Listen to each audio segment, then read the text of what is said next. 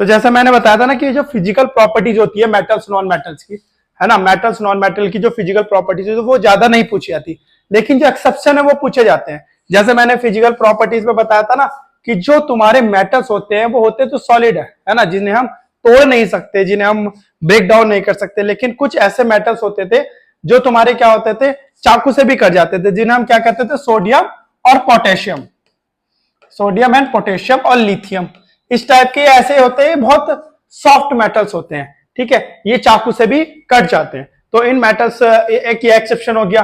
एक हमारे पास मेटल में एक एक्सेप्शन होता था, सारे मेटल जो होते थे वो हमारे क्या होते थे, सॉलिड होते थे, बट ये एक मेटल्स होता है जो लिक्विड स्टेट में होता है। कौन सा होता है वो मरकरी होता है, ठीक है, जो लिक्विड स्टेट में होता है वो क्या होता है हमारे पास, मरकरी होता है। एक और एक्सेप्शन पूछा जाता है, बहुत बच्चे उसे इग्नोर कर देते हैं कि इसका जो बॉइलिंग और जो तुम्हारा मेल्टिंग पॉइंट होता है मेटल का बहुत हाई होता है, लेकिन सोडियम और पोटेशियम ऐसे मेटल है जिनका मेल्टिंग एंड बॉइलिंग पॉइंट दोनों का लो होता है।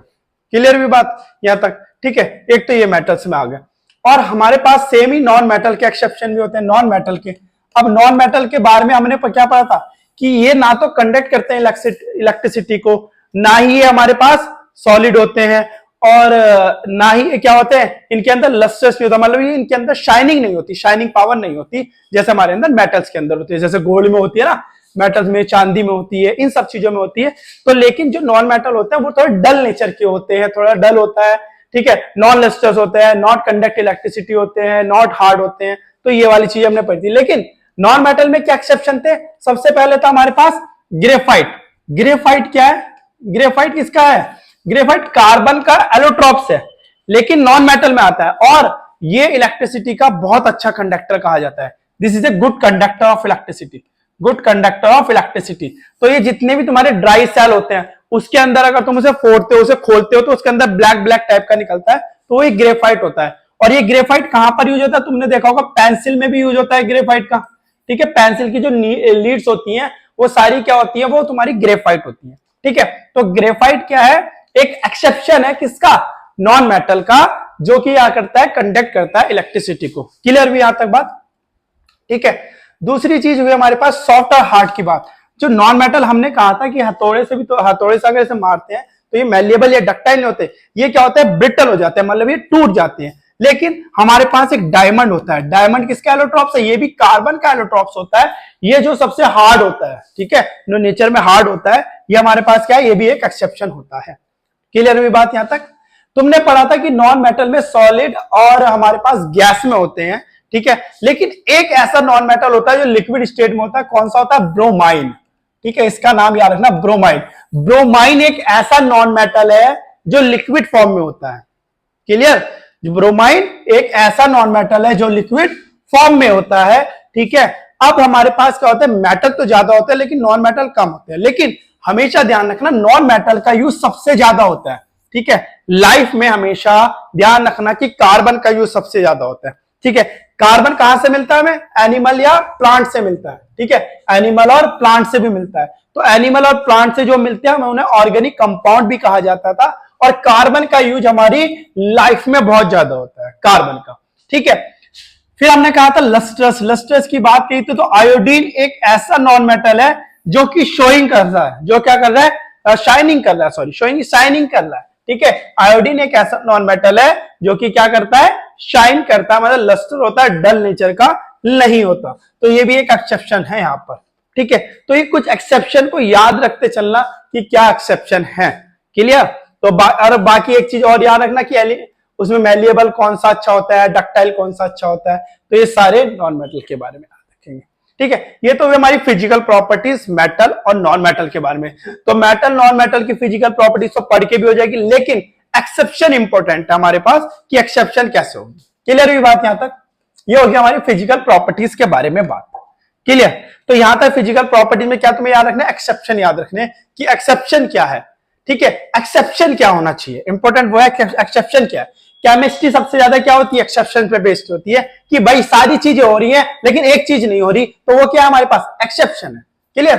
अब भाई केमिकल प्रॉपर्टीज, केमिकल प्रॉपर्टीज हम पहले बात करेंगे मेटल्स के बारे में, केमिकल प्रॉपर्टीज ऑफ मेटल।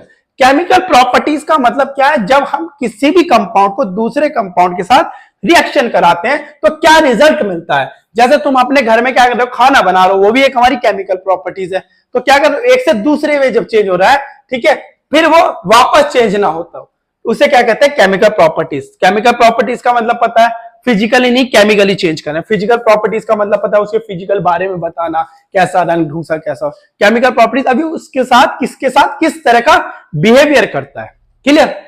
तो ये सारे तुम्हें क्या पढ़ने, लक्ष्मी सिंह की जो तुम्हारी एग्जांपल दे रखे वहां से पढ़ने। ठीक है। तो सबसे पहले जो केमिकल प्रॉपर्टीज ऑफ मेटल्स आती है, मेटल जब सबसे पहले एयर से रिएक्ट करता है, मेटल क्या कर रहा है, एयर से रिएक्शन कर रहा है, तो मेटल ऑक्साइड बना रहे हैं। क्या बना रहा है, मेटल ऑक्साइड।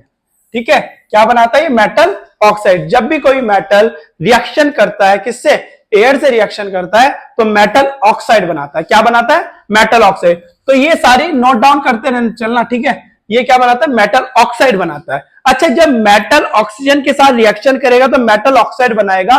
पूछा जाएगा इसका बिहेवियर क्या होगा, या कोई हमें ऐसा पूछा जाता है कि कोई ए मेटल है, किसी ऑक्सीजन से रिएक्शन कर रहा है, और इसका जो नेचर है वो हमारा बेसिक नेचर हो जा रहा है, बताओ रिएक्शन क्या होगी। ठीक है, ऐसे क्वेश्चन पूछा जाता है। तो ये रिएक्शन होगी मेटल की, जब एयर से रिएक्शन करेंगे, एयर का मतलब ऑक्सीजन से रिएक्शन करेंगे, तो मेटल ऑक्साइड बनाएगा, जो कि क्या होगा, बेसिक होगा। नेचर में क्या होगा, बेसिक नेचर में होगा। और ये क्योंकि मेटल ऑक्साइड जब क्या करता है, मेटल ऑक्साइड क्या करता है, जब वाटर से रिएक्शन करता है तो ये मेटल हाइड्रोक्साइड बना देता है, हाइड्रोक्साइड। और तुमने पता है कि हाइड्रोक्साइड और ऑक्साइड क्या होते हैं, बेसिक इन नेचर। क्लियर। तो सबसे पहले हमें क्या याद रखना है कि मेटल जब ऑक्सीजन से रिएक्शन करेगा तो मेटल ऑक्साइड बनाएगा, और मेटल ऑक्साइड रिएक्शन जब किससे करेगा, वाटर से करेगा, तो मेटल हाइड्रोक्साइड बनाएगा, जिसका नेचर क्या होगा, बेसिक होगा, बेसिक नेचर।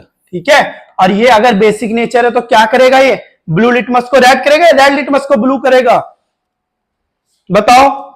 रेड लिटमस को ब्लू कर देगा, है ना। तो ये नेचर होगा, बेसिक नेचर। क्लियर हुई यहां तक बात। अब हमें देखो, हमें क्या पता चला, इसका स्ट्रक्चर पता चला, किसका, मेटल की रिएक्शन का। अब अगर हमारे पास स्ट्रक्चर है तो मैं मेटल ले लेता हूं, जैसे मैंने पोटेशियम ले लिया, इसकी ऑक्सीजन के साथ रिएक्शन कराई, अब यहां पर K2O आएगी। अब यहां पर बच्चे कंफ्यूज होते हैं, K2O कैसे आ गई। देखो यहां पर सिंपल सी बात है, जो हमने 9th क्लास में कंसेप्ट पढ़ा था कि K की वैलेंसी क्या होती है, +1, O की क्या होती है, -2। जब भी K O के साथ रिएक्शन करेगा K2O बनाएगा।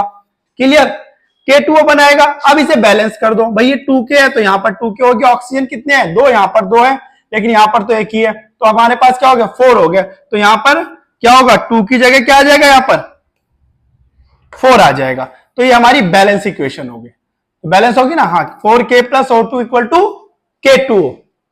ठीक है। अब ये K2O किसके साथ रिएक्शन कर रहा है, वाटर के साथ रिएक्शन कर रहा है, जो KOH यानी कि पोटेशियम हाइड्रोक्साइड बना रहा है। क्या बना रहा है, पोटेशियम हाइड्रोक्साइड।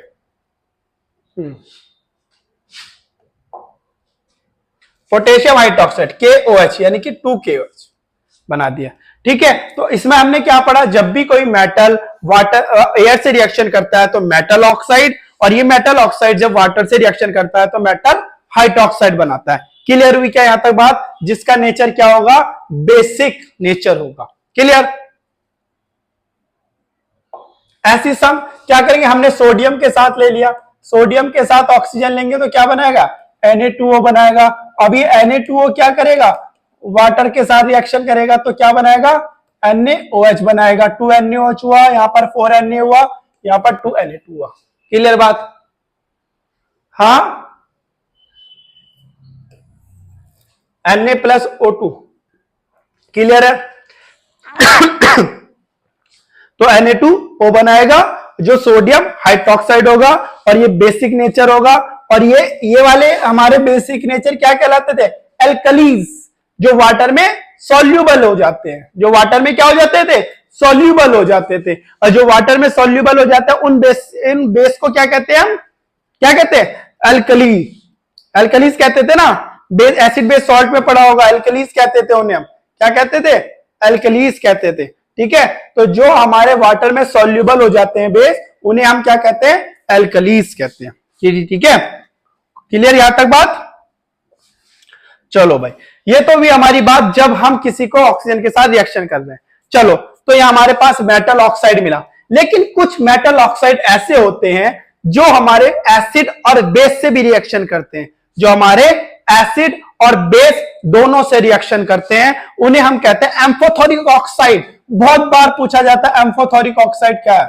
एम्फोथोरिक ऑक्साइड, एम्फोथोरिक ऑक्साइड, ठीक है, ये होते हैं amphoteric oxide. Aluminium oxide Al2O3, aluminium oxide, zinc oxide और लेड ऑक्साइड, ये तीनों क्या होते हैं, एम्फोथोरिक ऑक्साइड होते हैं, जो कि एसिड और बेस दोनों से रिएक्शन करते हैं।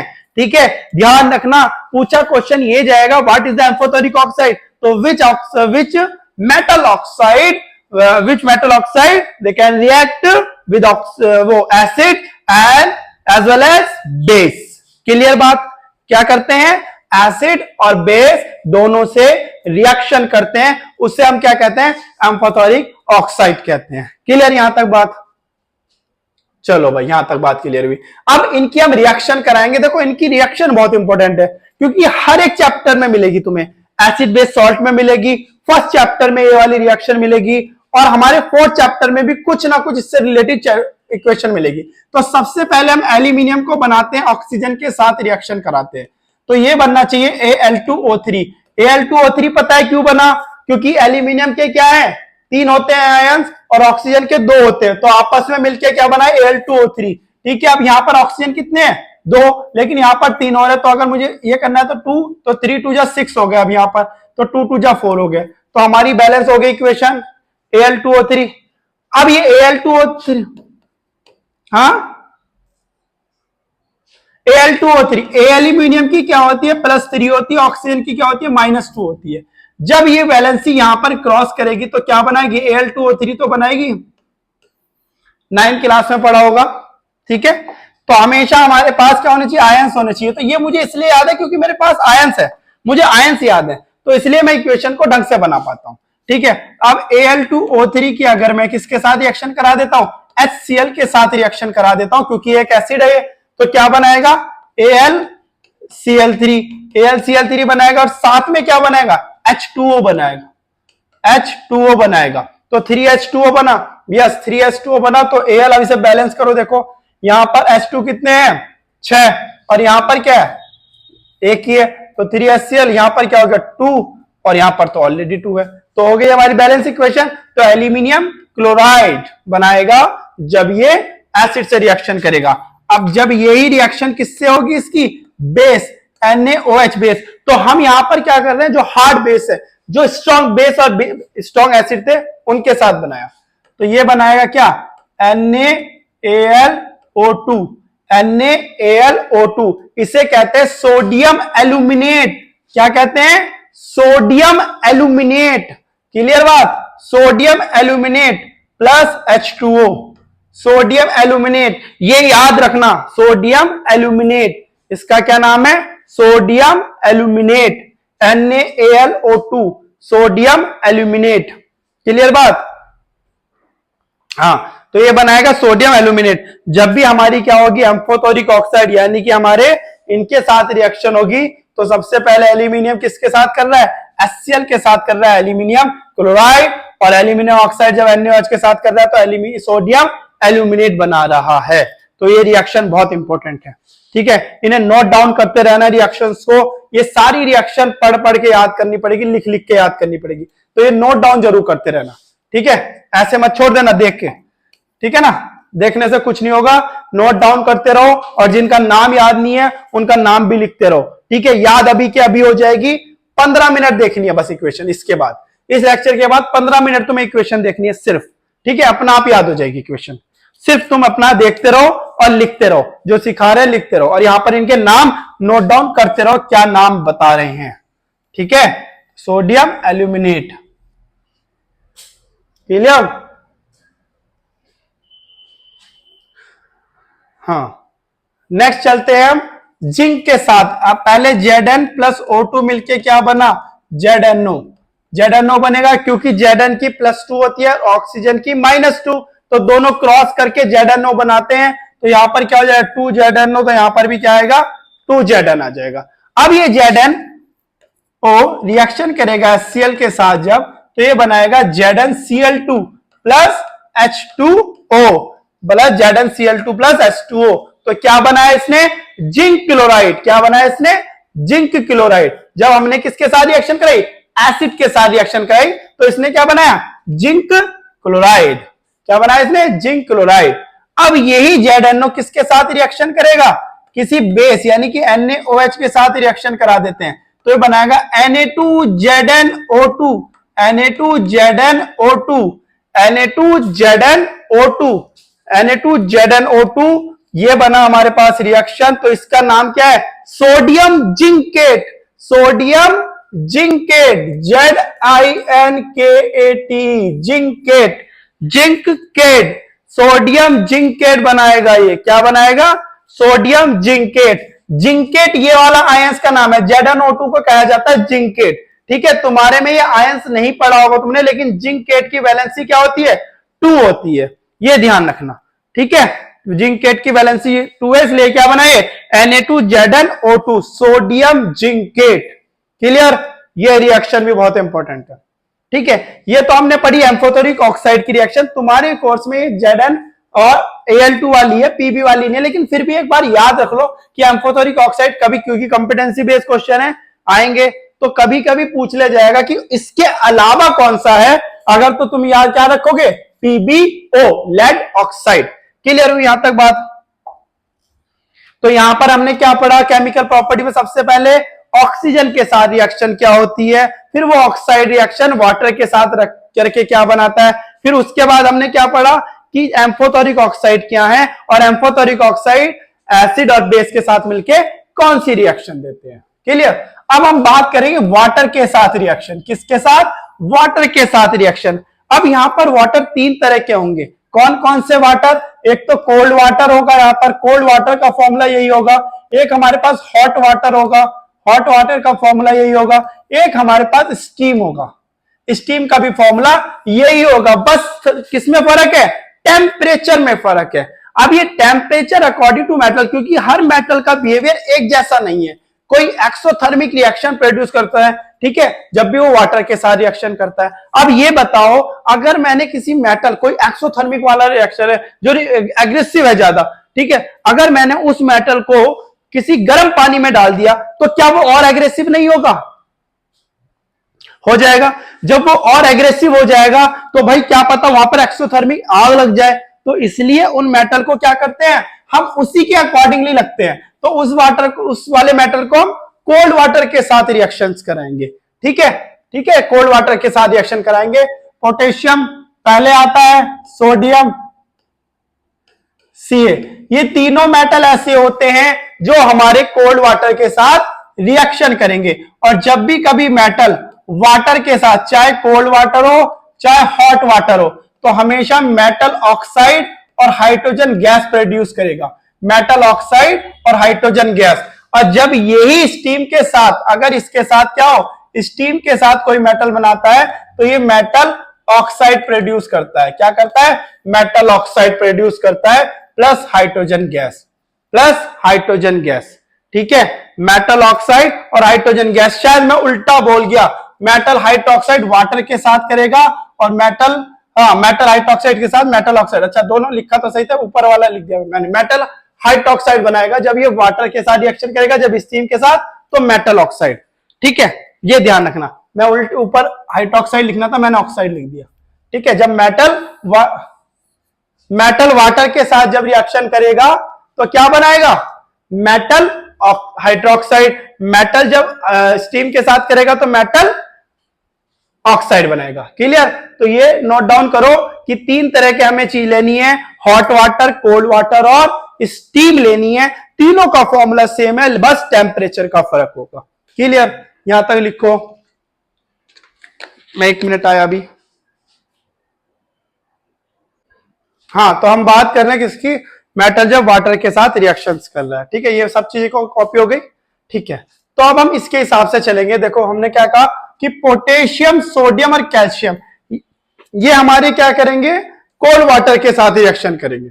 ठीक है, तो पोटेशियम सबसे पहले आया प्लस H2O, ये बनाएगा KOH plus H2, hydrogen gas plus heat भी जनरेट करेगा साथ में, क्योंकि एक्सोथर्मिक है, वेरी एग्रेसिव है।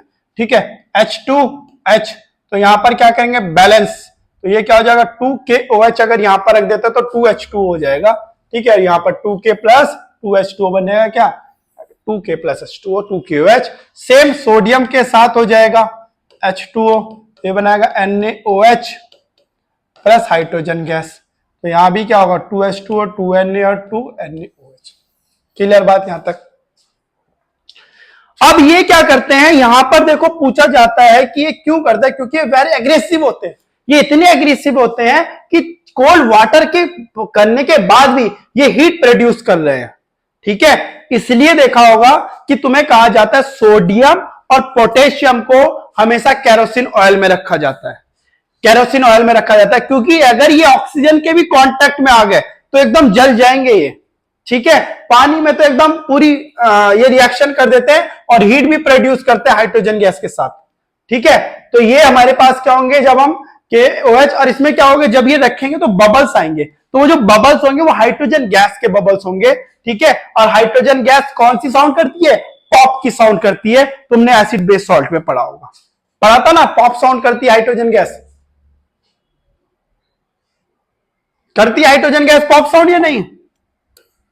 हाँ, और ये क्या करते हैं, हीट, इसे हमेशा पूछा जाता है कि क्यों करते हैं, क्योंकि ये सबसे ज्यादा क्या होता है, अग्रेसिव होते हैं, दोनों सबसे हाईएस्ट रिएक्टिव होते हैं ये मेटल्स, और इसलिए पोटेशियम और सोडियम को कहां रखा जाता है, केरोसिन ऑयल में रखा जाता है। या ये क्वेश्चन पूछा जाता है कि क्यों केरोसिन, ये सोडियम और पोटेशियम को केरोसिन ऑयल में रखा जाता है, तो केरोसिन ऑयल में रखने का भी यही है कि अगर ये क्या होता है, वेरी रिएक्टिव होते हैं मेटल्स, जो वाटर के साथ रिएक्शन करने पर भी क्या करते हैं, एक्सोथर्मिक रिएक्शन देते हैं, तो इसलिए इन्हें केरोसिन ऑयल में रखा जाता है, जिससे इनका टेम्परेचर थोड़ा मेंटेन बना रहे।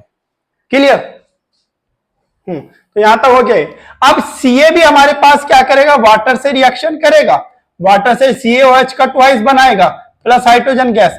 बस ये क्या है, एक्सोथर्मिक रिएक्शन नहीं देगा, ये थोड़ा कूल होता है, तो ये एक्सोथर्मिक रिएक्शन नहीं देगा, तो इनका जो टेम्परेचर है बहुत कूल होता है, तो ये तुम्हारा क्या बनाएगा, ये ऐसी H2 गैस देगा, बट एक्सोथर्मिक रिएक्शन नहीं देगा। ठीक है, कैल्शियम। ठीक है, ये क्योंकि इतना एग्रेसिव नहीं होता मेटल्स, तो ये हमारे पास जो इससे रिएक्शन करता है। क्लियर बात यहां तक हुई, यहां तक क्लियर बात। तो ये हो गया हमारे पास जब ये वाटर से रिएक्शन करता है। ठीक है, फिर हमारे पास आता है Mg, मैग्नीशियम जो होता है वो हॉट वाटर से रिएक्शन करता है, वो हॉट वाटर से रिएक्शन करता है, और मैंने बताया था चाहे कोई सा भी मेटल हो, किसी भी वाटर से रिएक्शन करेगा तो हमेशा मेटल हाइड्रोक्साइड बनाएगा, MgOH का ट्वाइस प्लस H2 गैस बनाएगा।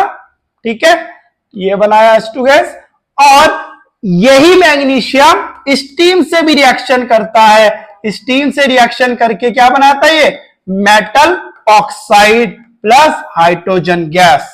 क्लियर हुई क्या यहां तक बात, देखो भाई,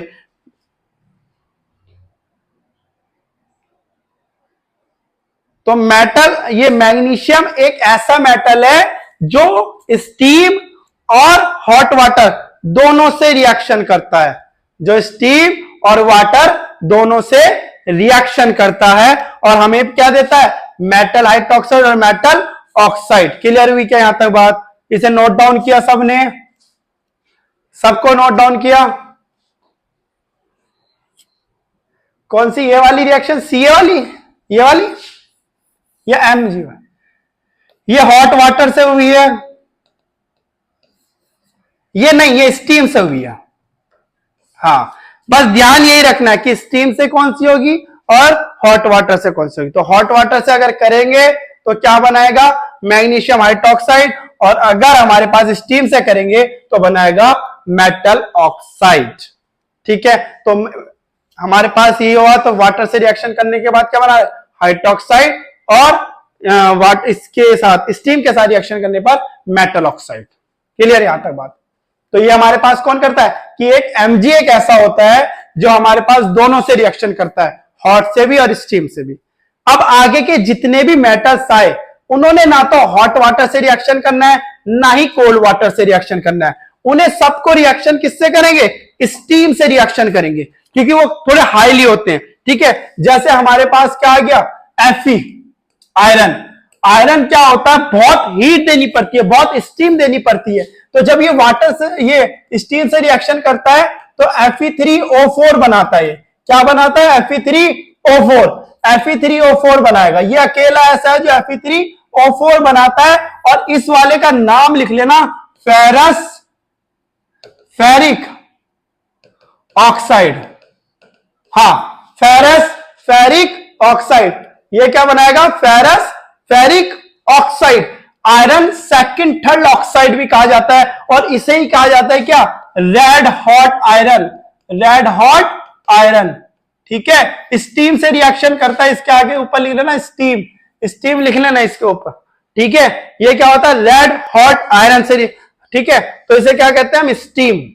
ठीक है, स्टीम से रिएक्शन करेगा और रेड हॉट आयरन बनाएगा, जिसका नाम है फेरस फेरिक ऑक्साइड। ये बहुत इंपॉर्टेंट रिएक्शन है, इसे जरूर याद रखना। ये बार बार पूछी जाती है, फिल इन द ब्लैंक भी पूछी जाती है कि इसका आयरन, ये 3-4 नाम से होगा ना, ferrous ferric oxide, iron second third oxide और रेड हॉट आयरन।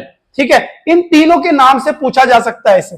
ठीक है, या ये पूछा जा सकता है कि when iron react with steam, तो सारे बच्चे Fe2O3 लिख देंगे या FeO लिख देंगे, तो इस टाइप से लिखेंगे। तो वो नहीं होगा, Fe3O4 ही होगा जब ये स्टीम से रिएक्शन करेगा, जिससे फेरस फेरिक ऑक्साइड बनाएगा। क्लियर बात यहां तक?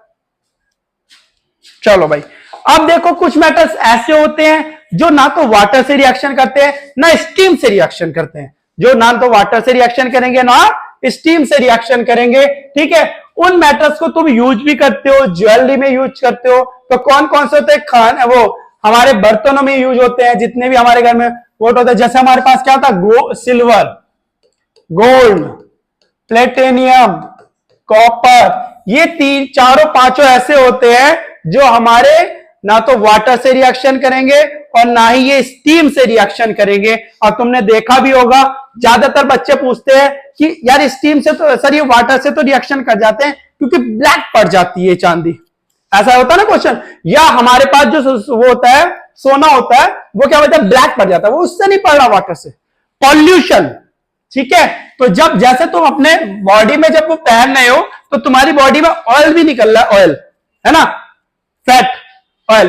तो जब वो फैट ऑयल जब वहां पे आके चिपक गया उस पर, तो वो क्या करेगा, वाटर से, उससे एयर से रिएक्शन करके ब्लैक कर देगा, उससे क्या करेगा, ब्लैक कर देगा। तो तुमने देखा होगा ब्लैकिश तभी होता है जब एयर, उसमें क्या ऑयल जम जाता है। तो जब ऑयल जम जाएगा तो ब्लैक कलर के हो जाते हैं, उसमें ब्लैक कलर की परत जम जाती है, जिससे क्या होता है, उसके बाद तुम उसे क्या कहते हो, गोल्ड स्मिथ के पास जाते हो, उसे वो साफ सफाई करवा देते हो। उस साफ सफाई के बारे में बताएंगे क्या होता है वहां पर वो साफ सफाई।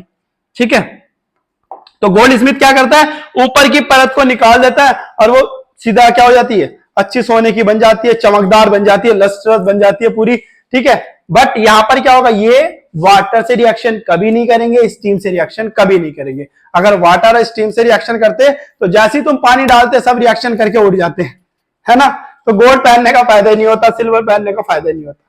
ठीक है, तो यहां तक तो हमने बात की कि जब हम मेटल्स किस किस से साथ रिएक्शन करवा दी, ऑक्सीजन के साथ, वाटर के साथ और स्टीम के साथ। और फिर मेटल ऑक्साइड कैसे बना, मेटल हाइड्रोक्साइड कैसे बना, नेचर क्या था इनका, एम्फोथोरिक ऑक्साइड के बारे में हमने बात की। अब यहां पर अब हम बात करेंगे मेटल जब डाइल्यूट एसिड से रिएक्शन करता है।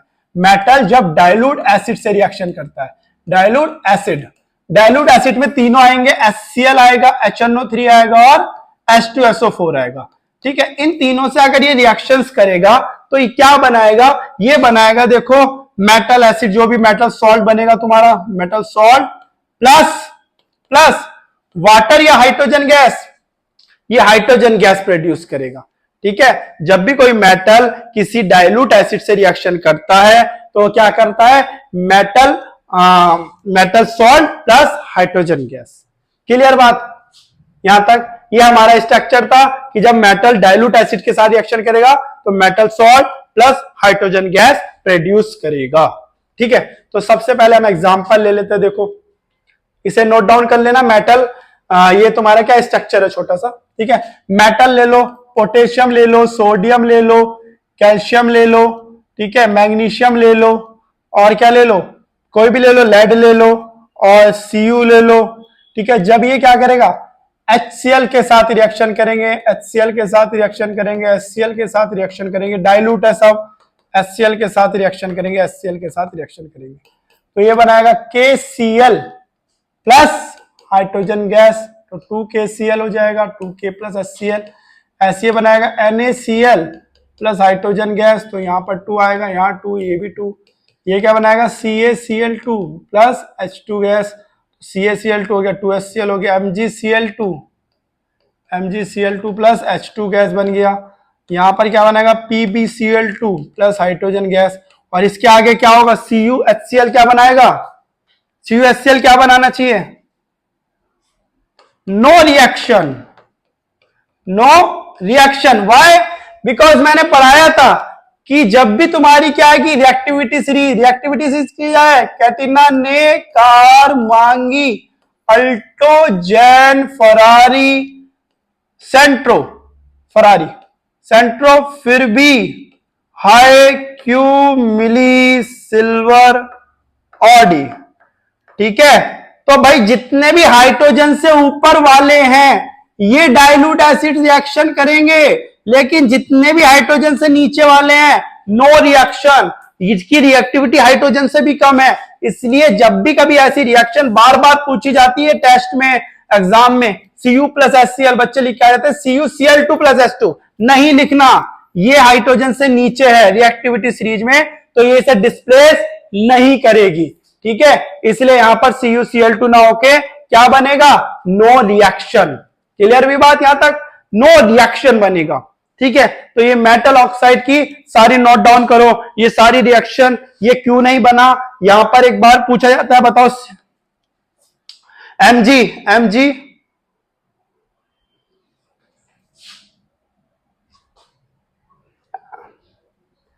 रिएक्टिविटी सीरीज में Fe के नीचे Sn, टिन होता है, ये टिन भी एक मेटल होता है ना, Sn,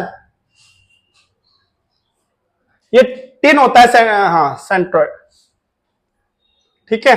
तो ये हमारी किसके साथ हुई, एसिड के साथ रिएक्शन हो गई, किसकी, मेटल्स की, जब डाइल्यूट एसिड के साथ रिएक्शन होती है।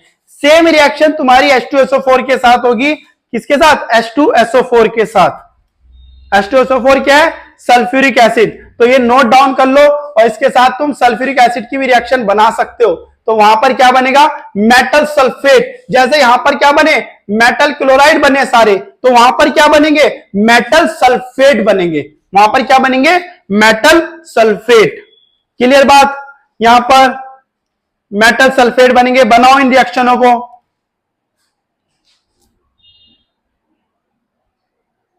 तो ये हमारी क्या हुई, एक हमारी एसिड के साथ HCl के साथ हुई। अब हम करेंगे किसके साथ, दूसरा एसिटिक एसिड, कौन सा है, एसिटिक एसिड नहीं, ये हमारा पोटेशियम है, सोडियम है, मैग्नीशियम है, लेड है, और हमारे पास और भी मेटल देख लेंगे, एल्यूमिनियम है और Cu है।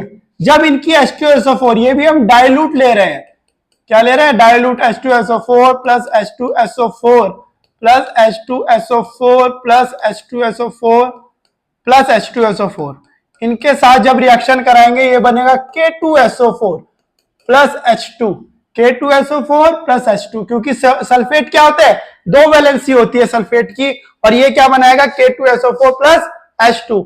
ऐसी Na के साथ होगा Na2SO4 प्लस H2, यहां पर Mg के साथ होगा MgSO4 प्लस H2, ठीक है। यहां पर PbSO4 plus H2, not H2, H2, Al के साथ Al2SO4 का thrice aluminium sulphate plus H2, और Cu के साथ again no reaction. No reaction क्यों, क्योंकि ये भाई हाइड्रोजन से नीचे है रिएक्टिविटी सीरीज में, इसलिए कॉपर के साथ अगेन नो रिएक्शन। क्लियर बात यहां तक, ये होगी हमारी पास H2SO4 और HCl की रिएक्शंस, ठीक है। नेक्स्ट जो हमारा है कौन सा है, वो HNO3 जिसे हम कहते हैं नाइट्रिक एसिड, HNO3। इसके बाद अगर हम बात करेंगे हम तीसरे एसिड के बारे में, HNO3, किसके बारे में, HNO3। अब इसके बारे में पढ़ना बहुत, देखो अभी तक जो हमने पढ़ी मेटल प्लस डाइल्यूट एसिड वो सबको याद रहती है, ठीक है, बट सबसे बड़ा एक्सेप्शन क्या है, HNO3। मेटल जब HNO3 डाइल्यूट HNO3 से रिएक्शन करेगा तो कभी हाइड्रोजन गैस प्रोड्यूस नहीं होगी, कभी हाइड्रोजन गैस प्रोड्यूस नहीं होगी। क्यों नहीं होगी, क्योंकि HNO3 क्या है, ऑक्सीडाइजिंग एजेंट है, ऑक्सीडाइजिंग एजेंट है। ये ऑक्सीडाइजिंग एजेंट क्या होते हैं, जो ऑक्सीजन प्रोवाइड कराते हैं। तो ऑक्सीजन अगर इसने H2 के साथ, जैसी H2 बना, ये ऑक्सीजन दे देता है उसे, और उस हाइड्रोजन को क्या करता है, वाटर में चेंज कर देता है। इसलिए ये क्या करता है, कभी भी मेटल के साथ इसकी रिएक्शन करेंगे तो हाइड्रोजन गैस प्रोड्यूस नहीं करेगा, ये सीधा सीधा वाटर प्रोड्यूस करेगा। अब इसे ऑक्सीडाइजिंग से थोड़ा सा कम बनाना है, तो हमने क्या किया, इसे वेरी डाइल्यूटेड नाइट्रिक एसिड बना दिया। वेरी डाइल्यूट नाइट्रिक एसिड मतलब इसमें वाटर का लेवल और बढ़ा दिया, तो वेरी डाइल्यूट नाइट्रिक एसिड बनाया। तो ये अब सिंपल मेटल से नहीं करेगा जो हाईली रिएक्टिव है, ये दो मेटल से करेगा, Mn और Mg।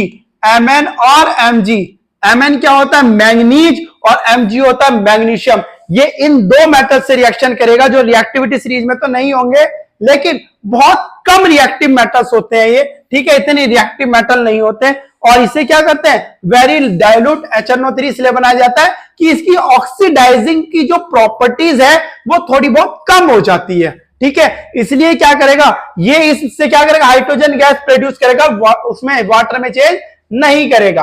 तो इसके साथ सिर्फ किसकी होती है, Mn की, HNO3 के साथ Mn की रिएक्शन होती है, तो क्या बनाएगा, MnNO3 का twice plus H2 gas.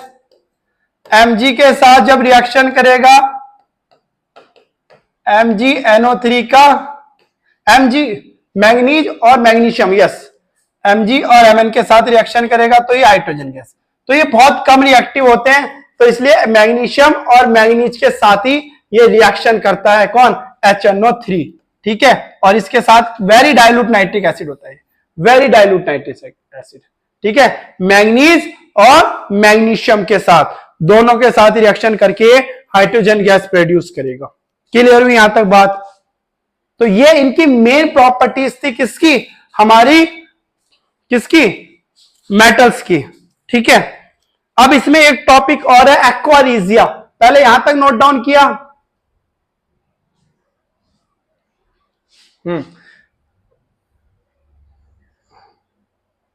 Clear. बस इसमें यह ध्यान रखना, इसका रीजन जरूर लिख लेना कि ये HNO3 एक ऑक्सीडाइजिंग एजेंट है, जो हमारा क्या करता है, हाइड्रोजन के साथ रिएक्शन करके वाटर में चेंज कर देता है। इसलिए हमें HNO3 को वेरी डाइल्यूट नाइट्रिक एसिड बनाना पड़ता है, जो Mg और Mn दोनों से रिएक्शंस करेगा। क्लियर।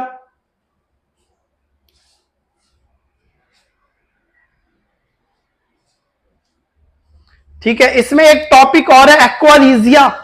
एक्वारीजिया, ठीक है, एक टॉपिक और है हमारे पास, क्या, एक्वारीजिया।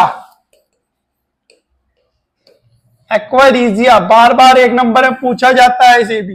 एक्वारीजिया क्या है, 3 part of HCl, 3 part of HCl, 1 part of HNO3 को अगर मिला देते हैं, 3 पार्ट ऑफ कंसंट्रेशन होगा, ये कंसंट्रेट जिसमें बहुत ज्यादा, ये तो हाईली एसिडिक बन जाएगा। तो 3 पार्ट ऑफ HCl और 1 पार्ट ऑफ HNO3 को जब मिलाया जाता है तो ये प्रोडक्ट फॉर्म करता है, जिसे हम एक्वारीजिया कहते हैं। और ये एक्वारीजिया क्या करता है, इसमें सारे मेटल डिसॉल्व हो जाते हैं, चाहे तुम्हारा गोल्ड हो, चाहे तुम्हारा सिल्वर हो, चाहे तुम्हारा कुछ भी हो, ठीक है। ये सारे मेटल इसमें क्या हो जाते हैं, डिसॉल्व हो जाते हैं। इसे हम क्या कहते हैं, एक्वारीजिया। कभी कभी पूछा जाता है, बताओ what is the percentage of in aqua regia HNO3 ratio HCl, तो बच्चे 3:1 ही लिख देते हैं। नहीं, इसमें ध्यान रखना, 3 part of HCl, 1 part of HNO3, 3 part of HCl, 1 part of HNO3 is known as क्या, एक्वारीजिया। और एक्वारीजिया क्या करता है, सारे मेटल इसमें क्या हो जाते हैं, सॉल्यूबल हो जाते हैं। और तुम्हें मैंने जो पहले इससे पहले बात चल रही थी हमारी, जब हमारी ज्वेलरी क्या हो जाती है, गंदी हो जाती है, तो उसे उसके क्या किया जाता है, गोल्ड स्मिथ के पास क्या किया जाता है, उसे साफ करने के लिए दिया जाता है। तो इस एक्वा रिजिया से ही तुम्हारे क्या करता है, उसे साफ करता है आराम से, ठीक है, उसे ऊपर वाली परत को निकाल देता है, क्योंकि ये क्या है, उसमें सॉल्यूबल हो जाती है, तो ऊपर वाली परत को क्या करेगा, निकाल देगा और उसकी चमक बरकरार कर देगा। कौन, gold smith by the aqua regia. तो एक्वारिजिया क्या है, 3 part of HCl 1 part of HNO3 का mixture is known as aqua regia. और कंसंट्रेशन होंगे दोनों, और हाईली कंसंट्रेटेड बन जाएगा ये तुम्हारा एक्वारिजिया। क्लियर हुई क्या आता है बात? तो ये हुई तुम्हारी मेटल की कुछ इंपॉर्टेंट प्रॉपर्टीज। बाकी प्रॉपर्टीज तो तुम क्या कर सकते हो, अपनी रिएक्टिविटी सीरीज के अकॉर्डिंग बना सकते हो, कि जो रिएक्टिविटी सीरीज से नीचे है जो वाला मेटल, वो ऊपर वाले को कभी डिस्प्लेस ही नहीं कर पाएगा, जो तुमने चैप्टर 1 में भी पढ़ी होगी कुछ इक्वेशंस, ठीक है, तो वो चैप्टर को क्या करेगा, कर ही नहीं पाएगा। तो यहां तक तुम्हारा क्या है, एक्वारिजिया तक इंपॉर्टेंट टॉपिक, जो इंपॉर्टेंट क्वेश्चंस है वो यहां से जरूर पूछे जाते हैं। क्लियर हुई बात? तो जितने भी मेटल्स होते हैं सारे क्या होते हैं, पॉजिटिव आयंस होते हैं, और ये हमेशा निगेटिव आयंस या किसी कंपाउंड से रिएक्शन करके हमारे क्या बनाते हैं, कंपाउंड बनाते हैं, और एक रिएक्शन होती है हमारे पास जिसे हम केमिकल रिएक्शन कहते हैं। तो हमारी मेटल्स की केमिकल रिएक्शन यहां तक खत्म हुई, ठीक है। अगर तुम्हारा केमिकल इक्वेशन तक आ रहा है तो वहां पर आयनिक बॉन्ड जरूर आएगा। तो आयनिक बॉन्ड और कोवेलेंट बॉन्ड के बारे में मैंने पहले वीडियो बनाई थी, इसमें भी देख लेना, ठीक है। तो ये वाले तुम्हारे क्या हुआ, हमारे properties of chemical properties of metals की खत्म हुई। क्लियर?